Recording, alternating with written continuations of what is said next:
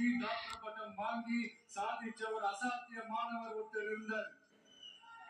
அது கூட பெருசு இல்ல, அவர் எந்த சூழ்நிலையில அங்க போய் படிச்சு சாதிச்சாருன்றதுதான் மிகப்பெரிய விஷயம்.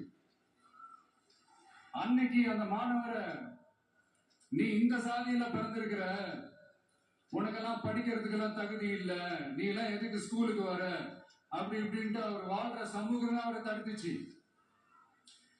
அதையும் மீறி அந்த மாணவர் ஒரு நல்ல அரசு